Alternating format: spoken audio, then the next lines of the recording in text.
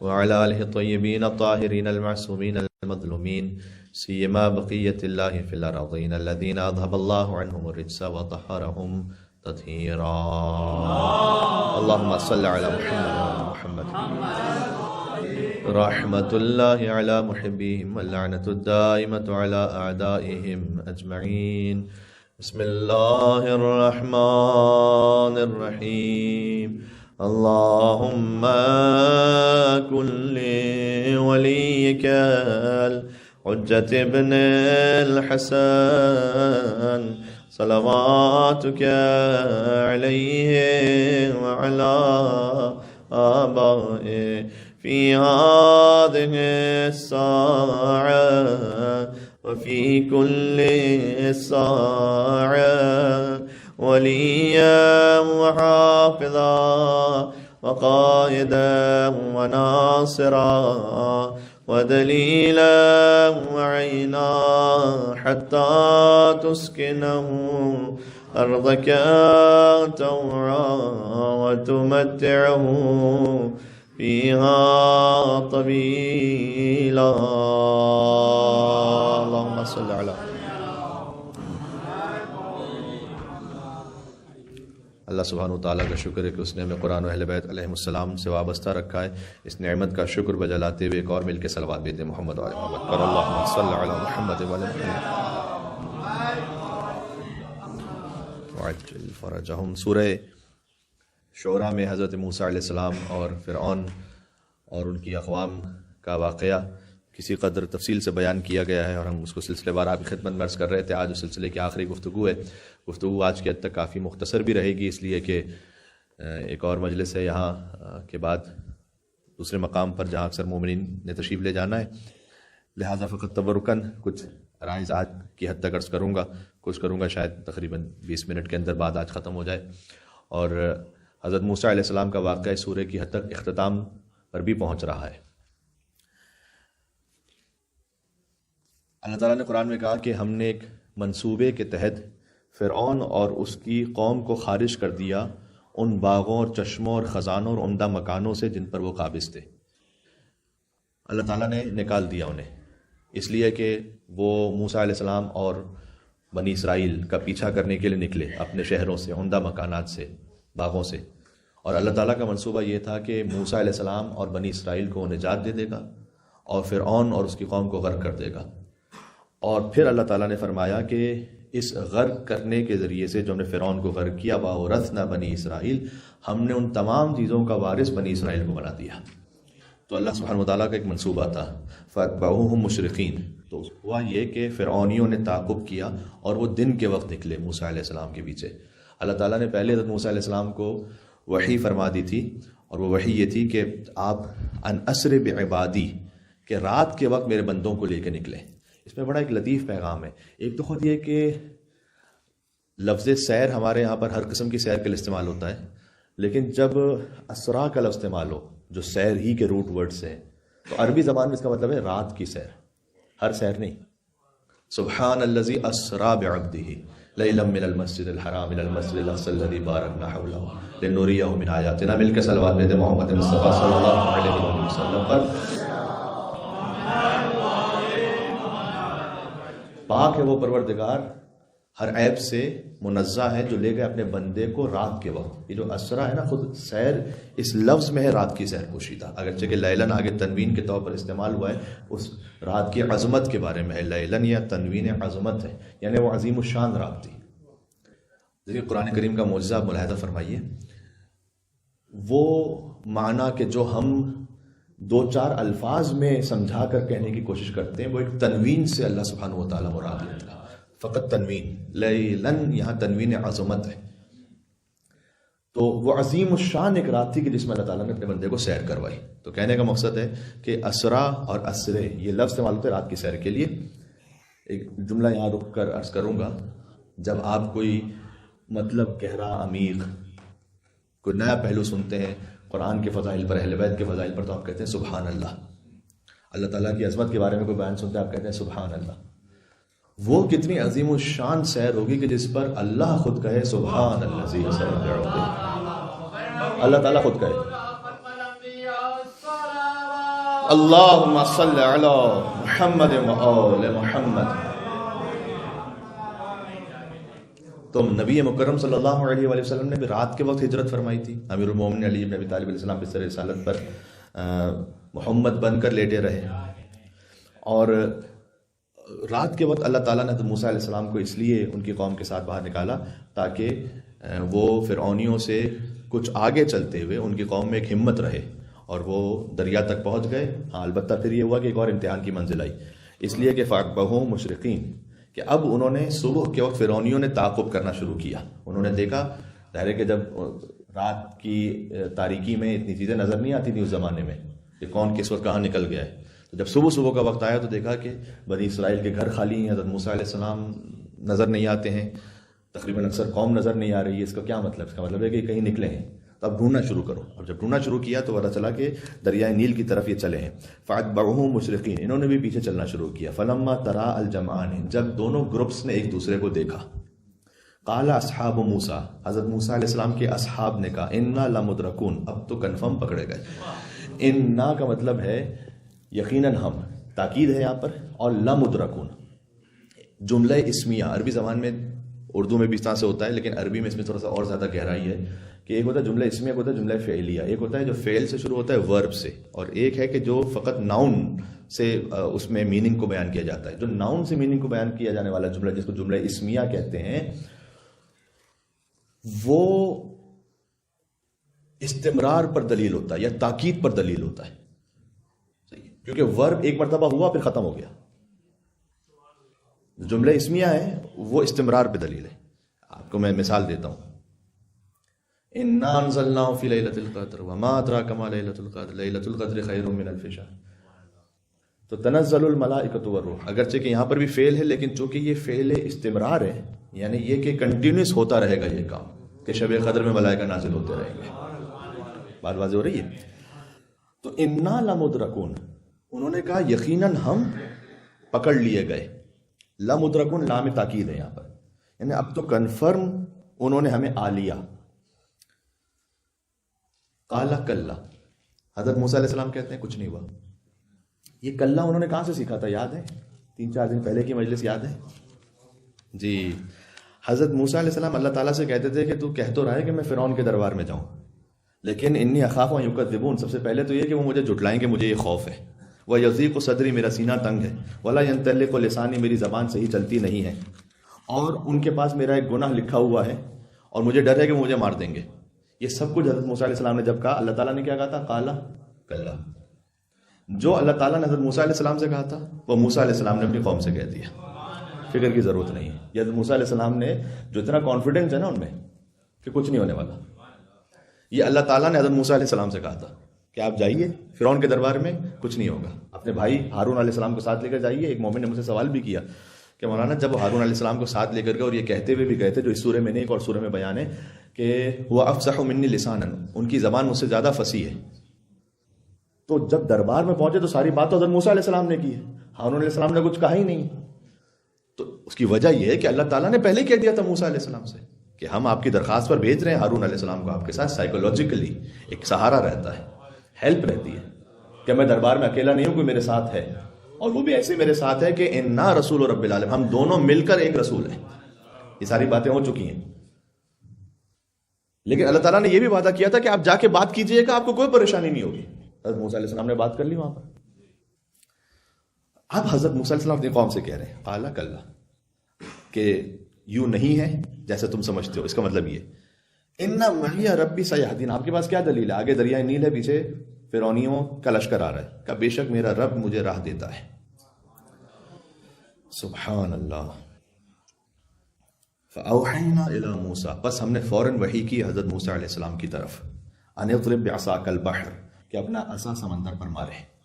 سورہ اعراف میں جب یہ بنی اسرائیل کی قوم نکل گئی تھی آگے، اور آگے جا کے پھر انہیں پانی کی پیاس بہت لگی تھی، تو وہاں پر انہوں نے کہا کہ اے موسیٰ ہمارے لیے کو پانی کا انتظام کیجیے.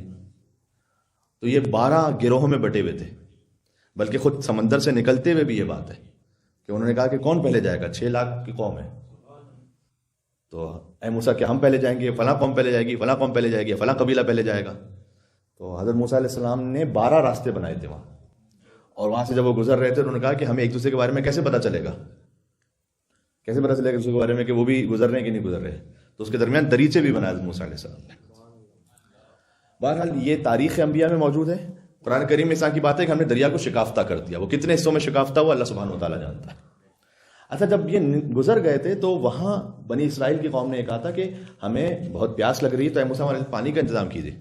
تو اس وقت اللہ تعالیٰ نے وحی کی تھی ان اضرب بعصاک الحجر، اے موسیٰ اس عصا کو پتھر پر ماریں تو اس سے 12 چشمے جاری ہوں گے. عصائے حضرت موسیٰ علیہ السلام اللہ سبحانہ و تعالیٰ کی قدرت سے دیکھیے، اگر خشک پتھر پر ماریں تو اس سے پانی جاری ہو جائے، سمندر پر ماریں تو وہ خشک ہو جائے اور اس پہ راستہ مل جائے. یہ فرق ہے کسی جادو میں اور معجزے میں. بات واضح ہو رہی ہے؟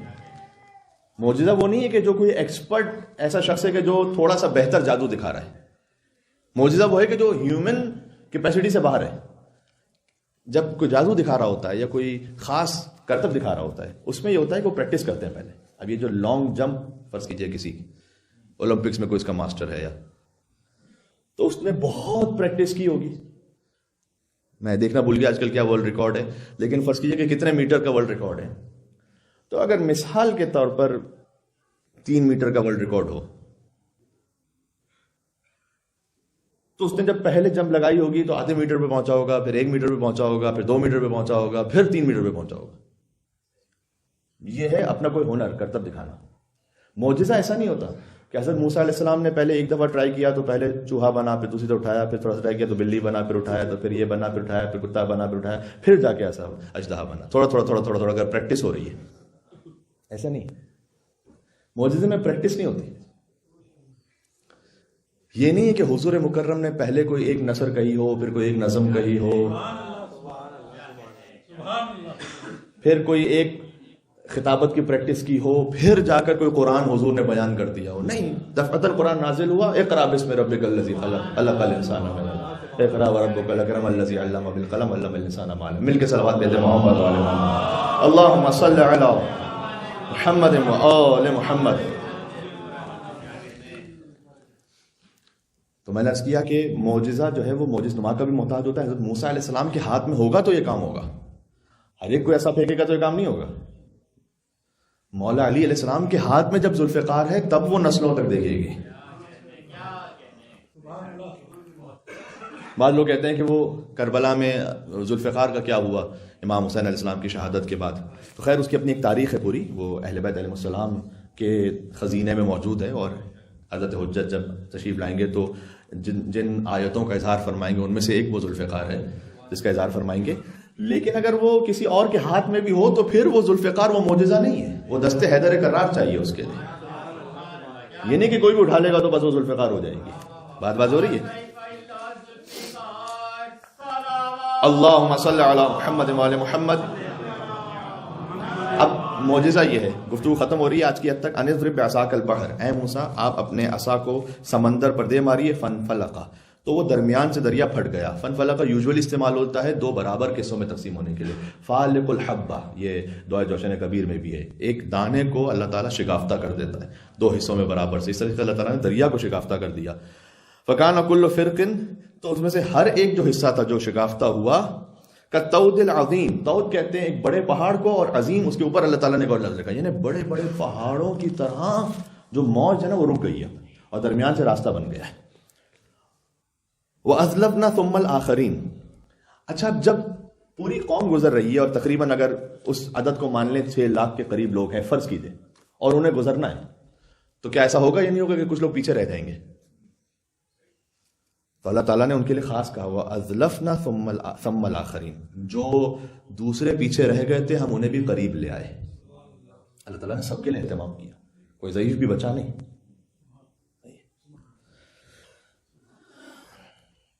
وَأَنْجَيْنَا مُوسَىٰ وَمَن مَّعَهُ أَجْمَعِينَ، اجمعین کا لفظ ہے، اور ہم نے موسیٰ کو اور جو کوئی ان کے ساتھ تھا سب کو نجات دی، کسی ایک کو بھی نہیں چھوڑا ہم نے. ثم اغرقنا الآخرین، پھر ہم نے دوسروں کو ڈبونا شروع کیا، یعنی فرعون کے. اللہ تعالیٰ نے فرعون کو نسین منسیہ کا نام نہیں لیا، قابل نہیں کہ نام لیا جائے. جو موسیٰ کے مقابلے میں دوسرے تھے، ٹھیک ہے، ان کو ہم نے ڈبویا. ان فی ذلک لآیہ، اس میں یقیناً ایک بڑی نشانی ہے. وما کان اکثرهم مؤمنین، لیکن اب بھی اکثر ایمان نہیں لاتے کہ ہم نے یہاں تک کہ آ کے پھر حضرت موسیٰ علیہ السلام کو بچا لیا. وَإِنَّ رَبَّكَ لَهُوَ الْعَزِيزُ الرَّحِيمُ، یہاں پر یہ اصلاح مکمل ہو رہا ہے کہ بے شک تمہارا رب بہت عزت والا اور مہربان ہے. یہاں یوزولی ہوتا ہے کہ عزیز کے ساتھ حکیم کا لفظ استعمال ہوتا ہے قرآنی آیات میں، وَهُوَ الْعَزِيزُ الْحَكِيمُ، یہاں پر ہے عزیز الرحیم. ایک تو اس کی رحمت کا تقاضا تھا کہ اللہ تعالیٰ نے حضرت موسیٰ علیہ السلام کی قوم کو نجات عطا کی. دوسرا یہ کہ جو فرعون کو بھی مہلت دی ہوئی تھی وہ رحمت کی وجہ سے مہلت دی ہوئی تھی. اللہ تعالیٰ چاہتا تو پہلے دن پکڑ لیتا اللہ تعالیٰ کا، لیکن یہ نظام نہیں ہے. بس یہاں سے بات میں ختم کرنے لگا ہوں. اللہ تعالیٰ کا یہ منصوبہ اور یہ طریقہ نہیں ہے، اس کی یہ سنت نہیں ہے کہ جیسے ہی کوئی پہلے دن کوئی زیادتی کرے، ظلم کرے، ہم بے صبر ہوتے ہیں کہ اسرائیل اب تک کیوں نہیں ختم ہوا، یا صدام کا جب زمانہ تھا تو کتنا ظلم کرے گا وہ، کتنے مومنین کو شہید کرے گا، کتنے علماء کو شہید کرے گا. چونکہ ہماری نگاہ میں یہ 20-25 سال بہت لمبا عرصہ ہوتا ہے، اللہ سبحانہ و تعالیٰ کی نگاہ میں ایک لمحہ بھی نہیں ہے. اللہ تعالیٰ مہلت دیتا ہے. یزید جیسے کو بھی ایک مہلت ملی، ایسی مہلت کہ وہ غرور تکبر میں کہہ رہا ہے کہ ہمیں عزت ملی ہے. دربار میں کھڑے ہو کر حضرت بی بی زینب سلام اللہ علیہ فرمائیں کہ اللہ تعالیٰ نے قرآن میں بی بی زینب سلام اللہ علیہ آیت پڑھیں کہ انما نملی لہم لیزدادوا اثما، اللہ کی سنت یہ ہے کہ ہم مہلت اس لیے دیتے ہیں کہ تمہارے گناہ اور بڑھ جائیں. اگر اللہ تعالیٰ پہلے ہی قتل پر صدام کو پکڑ لے تو صدام سامنے آئے گا کہ جو تھا نہیں، پہلے ہی ظلم اگر یزید کو پکڑ لے تو یہ سامنے نہیں آئے گا. تو مولانا اتنا زیادہ ظلم ہو گیا، اس کا کیا؟ تو ہم فقط اس دنیا کو دنیا کا اینڈ سمجھ رہے ہیں. اللہ تعالیٰ نے تو کہا ہے کہ اصل نظام تو آخرت میں، تو جو کچھ یہاں پر اس کا حساب ہم کرنے والے ہیں. کیا پریشانی ہے اس میں؟ بس یہ اس یقین کی بات ہے. آپ ہرگز پریشان نہ ہوا کریں کہ جہاں کہیں بھی اگر کوئی بہت بڑھتا ہوا ظلم دیکھیں، فرض کیجئے کہ کوئی بہت معاملات ایسے ہوں. کچھ لوگ ہوتے ہیں کہ جو کسی ظلم کی وجہ سے نہیں بلکہ ایک نیچرل ڈیزاسٹر کی وجہ سے دنیا سے چلے جاتے ہیں. ارتھکویک آ گیا، کچھ اور سونامی. اللہ تعالیٰ نے ہر ایک کے لیے برابر کا حساب رکھا ہوا ہے قرآن میں. وَلَا يُظْلَمُونَ فَتِيلًا، کسی ایک پر بھی ایک دھاگے کے برابر بھی ظلم نہیں کیا جائے گا، کسی ایک پر بھی نہیں. اللہ کے پاس نظام ہے. کیوں اللہ تعالیٰ نے وہاں انہیں کس مشکل یا کس مصیبت میں گرفتار کیا اور بعد اس کا کیا اجر اللہ تعالیٰ دینے، اللہ جانتا ہے. بلکہ میں آپ سے ایک حدیث سناتا ہوں. کبھی کبھار ایک مومن کے لیے ایسی سچویشن اللہ خلق کرتا ہے اس کے گناہوں کی مغفرت کے لیے. یہ ہم میں سے ہر ایک، میرے ساتھ تو ہوا ہوا، یہ آپ کے ساتھ بھی ہوا ہوگا. آپ کہیں باہر جانا چاہ رہے ہیں، مثال کے طور پر میں آپ کو سیدھی مثال دوں. آپ ایئرپورٹ کے لیے نکلنا چاہ رہے ہیں اور پاسپورٹ ڈھونڈ رہے ہیں اور آخر میں پاسپورٹ نہیں مل رہا. کوئی اہم ترین شے جو اس وقت آپ کو چاہیے وہ نہیں مل رہی، اور 2 3 4 منٹ تک بے انتہا پریشان رہے اور پھر وہ شے ملی. کبھی آپ نے فوراً سے جانا ہے تو موبائل گم گیا ہے، کبھی کوئی پاسپورٹ جیسی اہم شے رہ گئی ہے اور آپ ایک دم پریشان ہو گئے. جبکہ فرض کیجیے کہ وہ کہیں لیفٹ جو ہے نا پاکٹ میں رکھی ہوئی تھی، پورے گھر میں ڈھونڈ رہے تھے تو دیکھ رہے تھے، پتہ چلا ایسے ہی تو یہی تھی. حدیث میں آیا ہے کہ یہ جو 2 سے 3 منٹس کے لیے تمہارے دل کو تکلیف پہنچی ہے، اللہ تعالیٰ نے اسے سبب قرار دیا ہے تمہارے گناہوں کی مغفرت کا. بات ہو رہی، مل کے صلوات اور بیت محمد وعلی محمد صلی اللہ علیہ محمد وعلی محمد.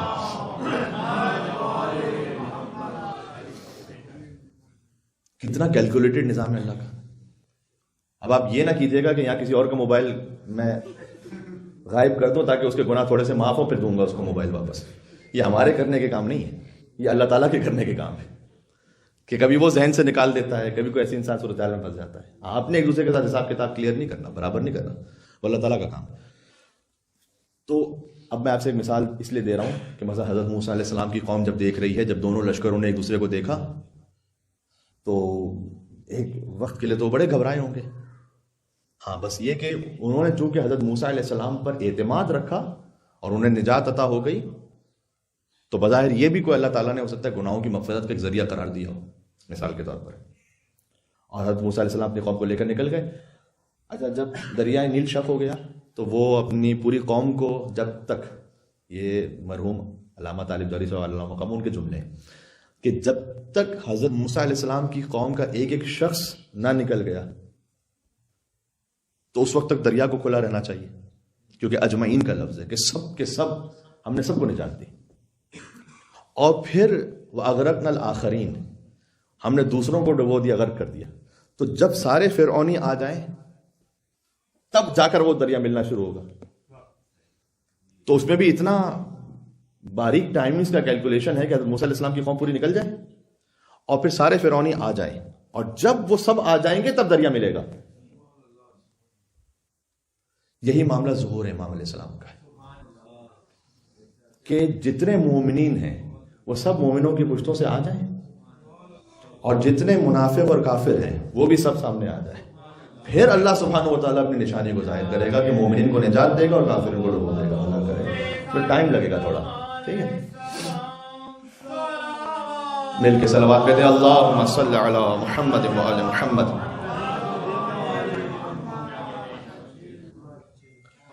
کیا فرعون نہیں جانتا تھا کہ اصل رب کون ہے؟ وہ جانتا تھا. اس لیے گزارش میرے آپ سے، تو کیا میں اپنے آپ سے پہلے خود نصیحتاً کہوں اور پھر آپ تک بات پہنچاؤں، کبھی بھی جان بوجھ کر اللہ کے قانون کو نہ توڑیں، اس کے بڑے بھیانک نتائج نکلتے ہیں. ایک مرتبہ ہوتا ہے کہ ہم نہیں جانتے، خطا غلطی ہو جاتی ہے. یہ بتاتا ہے کہ ہم سب کچھ جانتے ہیں اور پھر بھی غلطی پہ غلطی کرتے ہیں. اس کا اینڈ بہت خطرناک ہے.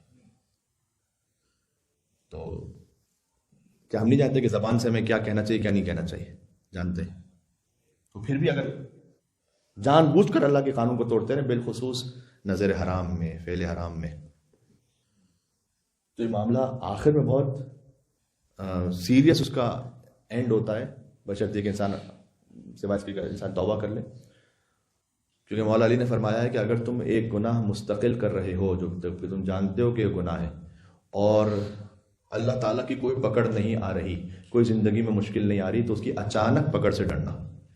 اچانک پکڑ لے گا. پھر ایک 10 سیکنڈ پہلے فرعون کو کیا پتا تھا کہ میں ڈوب جاؤں گا؟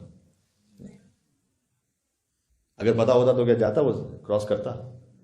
1% بھی ڈاؤٹ ہوتا تو وہ یہ سمجھ رہا تھا کہ میں 100% میں بھی نکل جاؤں گا. 10 سیکنڈ پہلے تک جسے 100% پتا تھا یا یقین تھا کہ نہیں میں نکل کے بچ جاؤں گا، اور 10 سیکنڈ بعد ختم ہو گیا. تو اللہ تعالیٰ کا نظام اس طرح سے اچانک ہے، پھر کچھ بھی ہاتھ میں نہیں رہتا. فرعون جانتا تھا کہ اصل رب کون ہے. اس کے پاس ایک شخص آیا ایک انگور کا دانہ لے کر، تاریخ میں ملتا ہے، اور اس نے یہ کہا کہ اگر تم رب العالمین ہو تو اس انگور کو مروارید میں، یعنی ایک خاص قسم کا قیمتی ترین ہیرا، اس میں تبدیل کر دو تو ہماری پوری قوم یہ یقین کر لے گی کہ تم رب ہو. اس نے کہا کل آنا میرے پاس. یہ بند تاریخ میں واقعہ موجود ہے. تو وہ رات کے وقت تہ خانے میں جا کر گر گڑا کر لوگوں کی دعائیں اللہ کے پاس پیش کرتا تھا، کیونکہ لوگ رب العالمین سے آگے مانگتے تھے، ہمیں اولاد چاہیے، ہمیں رزق چاہیے، اس کو رب مانگ رہے. تو رب العالمین کا مطلب یہاں پر وہ ہے انا ربکم الاعلی فرعون. تو وہ گر گڑا کر کہتا تھا پروردگار میں جانتا ہوں اصل رب تو ہی ہے، میں تو جھوٹا رب ہوں.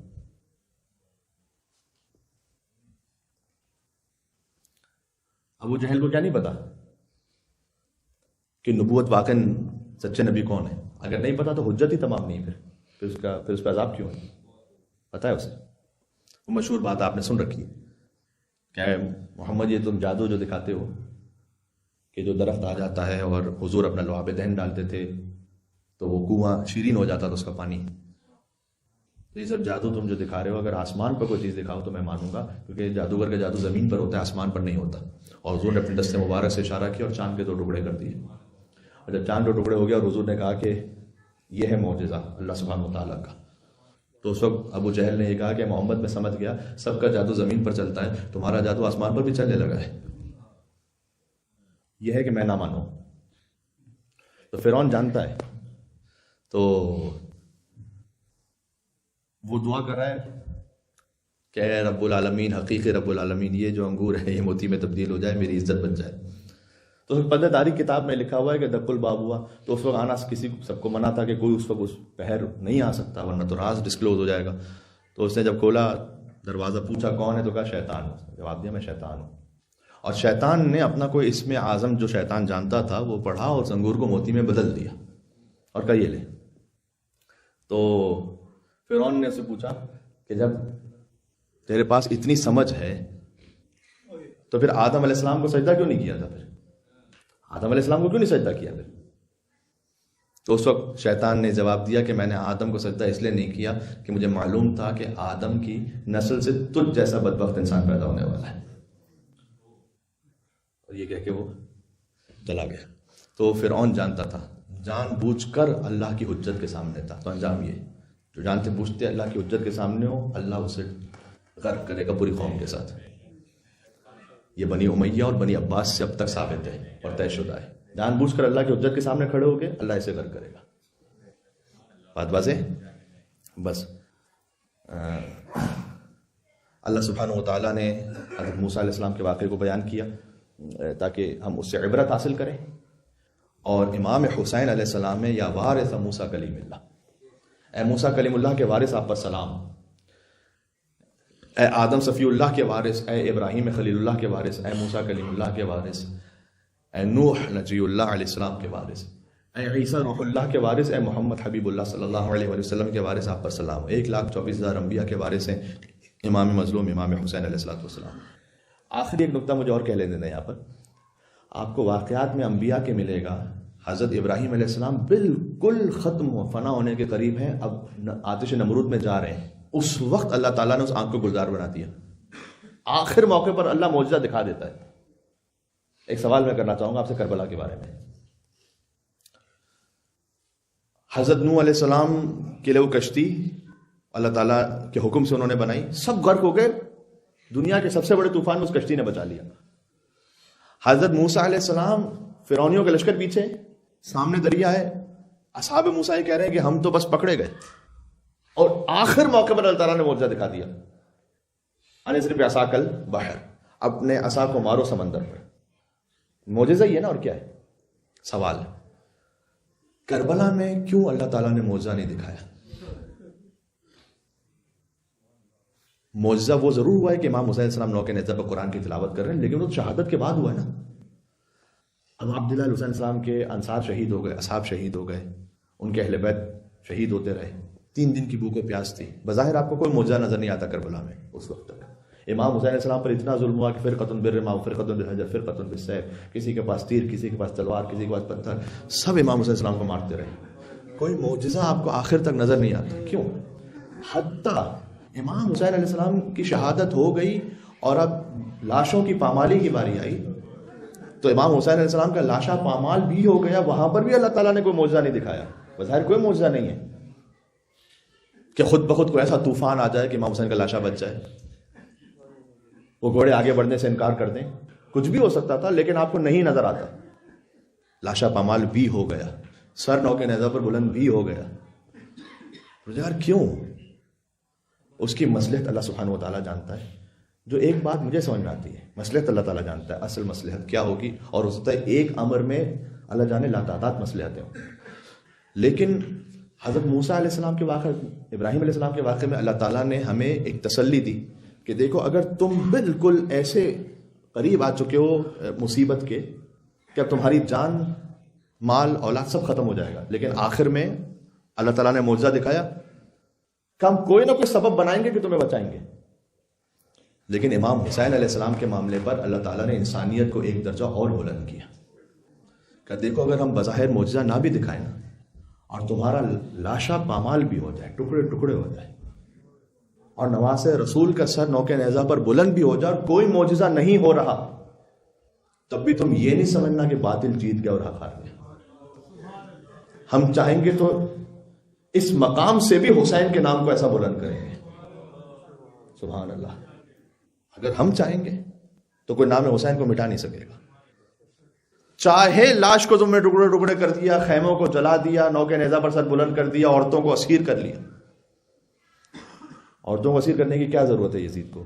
بظاہر وجہ یہ سمجھ میں آتی ہے کہ خانوادہ امام حسین علیہ السلام کی نعوذ باللہ اتنی حقارت کر دی جائے، اتنی توہین کر دی جائے کہ کوئی قریب نہ آنے پائے ان کے. اور بظاہر منصوبہ یزید بھی یہی ہے کہ لوگ یہی سوچیں کہ اگر کوئی خدا ہوتا تو معجزہ ہو چکا ہوتا. اب یہ کہ حسین کی بہن کی چادر بھی چھن جائے اور معجزہ نہیں ہو رہا، تو کوئی خدا ہوتا تو معجزہ ہو چکا ہوتا، لوگوں کا خدا سے یقین اٹھ جائے. لیکن نہیں.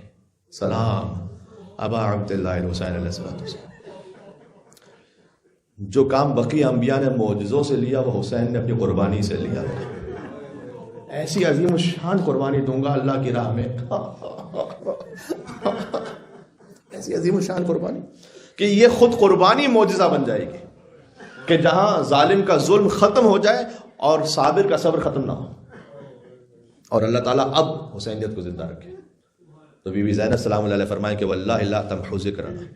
یزید کے دربار میں آج ہم مصائب میں سنتے ہیں، پڑھ لینا اور سن لینا آسان ہے، لیکن اس وقت جب کوئی آثار بھی نہ ہو کہ امام حسین علیہ السلام کا کوئی نام لیوا بچے گا، اس لیے کہ تخت کے نیچے امام حسین کا سر ہے، وہ اس پہ چھڑی مار رہا ہے اور کوئی اس کو روک نہیں سکتا، اور اس وقت بی بی زینب کہیں کہ خدا کی قسم تو ہمارے ذکر کو نہیں مٹا سکتا، واللہ لا تمحو ذکرنا۔ یہ ہے معجزہ امام حسین کا، اصل معجزہ یہ ہے یہاں پر حسینیت کا کہ خدا کی قسم تمہارے ذکر کو نہیں مٹا سکتا۔ اور پھر بی بی نے فرمایا کہ وہاں مزار بھی بنیں گے، وہاں زائر آئیں گے، وہاں نشانیاں باقی رہیں گی، یہ سب کچھ بی بی نے وہاں بیان کیا۔ یہ ہماری تسلی کے لیے دعوت کہ دیکھو راہ حق میں آگے بڑھو، اور یہاں تک بات پہنچ جائے کہ کوئی کرامت کوئی معجزہ ظاہر نہیں ہو رہا، لیکن صرف اتنا کہ تم حق پر ہو، اللہ تعالیٰ زندہ رکھے گا تمہارے نام کو، ہمیشہ گھبرانا نہیں، کیونکہ ہر ایک کے ساتھ تو معجزہ تو نہیں ہوگا، ابراہیم علیہ السلام جیسا، موسیٰ علیہ السلام جیسا۔ ہمارے لیے جو پھر تسلی ہے وہ امام حسین کا در ہے کہ ہے نا، امام حسین السلام کی مثال سامنے، آپ کی صدائیں بلند ہو گئیں اور آنکھوں میں آنسو آ گئے، یہ ذکر ہی ایسا تھا۔ تو بس عزیزوں، 2-4 جملے ذکر مصائب ایصال ثواب کے طور پر۔ بی بی زینب سلام اللہ علیہ فرمایا کہ ہمارے مزار بھی بنیں گے، اور جب واپس آئیں چہلم کے دن پہنچی بی بی کربلا، ہائے ہائے ہائے، چہلوں میں ابا عبداللہ الحسین علیہ السلام پر پہنچی کربلا، تو بی بی ایسے پہنچی حسین کی قبر پر جیسے حسین اکبر کے لاشے پر پہنچے، اپنے آپ کو زمین پر گرا کر بی بی گھٹنیوں کے بل، میں زبان حال پڑھ رہا ہوں، گویا اللہ جانے کیسے زمین پر گھسیٹتے ہوئے اپنے آپ کو بی بی لے کر گئی ابا عبداللہ حسین علیہ السلام کی قبر پر، اور وہاں پر مرثیہ پڑھا بی بی نے۔ خطیب اکبر مولانا مرزا اطہر صاحب ایک جملہ فرماتے تھے کہ یقیناً بی بی زینب نے وہاں مصائب تو پڑھے ہوں گے امام حسین کی قبر پر، لیکن حسین بی بی زینب کی بھی امام ہیں، کچھ باتیں ہوتی ہیں جو آپ اپنے بزرگ سے کرنا چاہتے ہیں تو کچھ ایک حیا مانے آ جاتی ہے، لیکن جو بی بی زینب کے بالکل مساوی ہیں وہ ابو الفضل عباس علیہ السلام۔ تو شاید اصل درد دل کیا ہوگا کہ جب عباس کے پاس پہنچی ہوگی، حسین کے سامنے کہنا مشکل تھا کہ بازوؤں میں رسیاں باندھی گئی، لیکن جب عباس کے پاس پہنچی ہوں گی تو قبر عباس پر فرمایا ہوگا کہ عباس شانوں میں رسیاں باندھی، سکینہ کو تماچے مارے گئے عباس۔ اگر مجمع عام نہ ہوتا تو شانوں سے ردا کو ہٹا کے دکھاتی، تازیانوں کے نشان، دروں کے نشان۔ وَسَيَعْلَمُ الَّذِينَ ظَلَمُوا عَلَى مُحَمَّدٍ أَيَّامُ الْقَلَبِ يَنْقَلِبُ۔ بس عزیزوں دعا کا موقع ہے، لیکن مجھے ایک اور مصیبت کا جملہ یاد آ گیا کہ اس وقت بھی اون و محمد کو نہیں یاد کیا بی بی نے۔ ایک ماں کا دل ہوتا ہے، سب سے پہلے اولاد یاد آتی ہے ماں کو، لیکن بی بی نے اس وقت اون و محمد کو یاد کیا جب مدینہ پہنچ گئی بی بی، ان کے حجرے دیکھے، ان کے بستر دیکھے، تو پھر فرمایا میرے شیروں، ماں تم سے شرمندہ ہے، اپنے حسین کا ماتم کرتی یا تمہارا ماتم کرتی۔